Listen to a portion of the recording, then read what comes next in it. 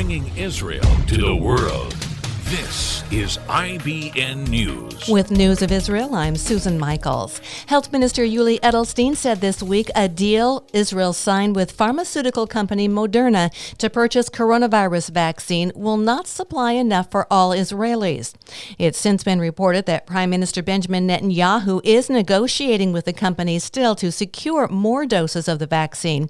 The Prime Minister said, "We have signed a supply agreement with Moderna to a certain extent, and we are negotiating with them over additional supplies, and I hope that following this conversation, we may complete the negotiations quickly."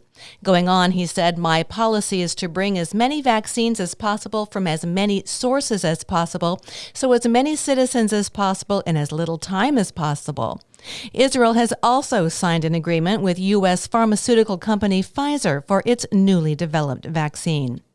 Open-air shopping malls reopened Tuesday after the government eased more lockdown restrictions and were overrun with Israelis, leading to overcrowding and altercations as people fought for their spots in long lines.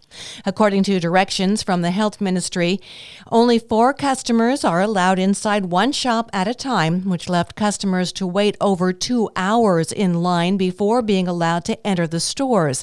Security guards at the shopping malls tried to disperse the crowds, but customers were unwilling to give up their places.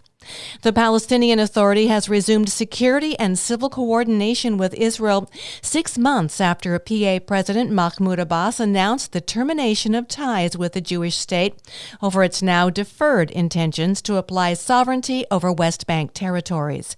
Hussein al-Sheikh, head of the PA's General Authority of Civil Affairs, said ties were reignited once Israel signaled to the Palestinians it was willing to return to the status quo ante, based on the written official messages we received which prove Israel's commitment to this. Relations with Israel will be renewed as they were.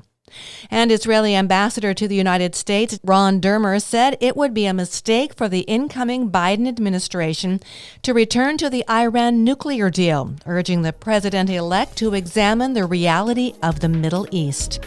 I'm Susan Michaels. IBN, Israel Broadcast Network.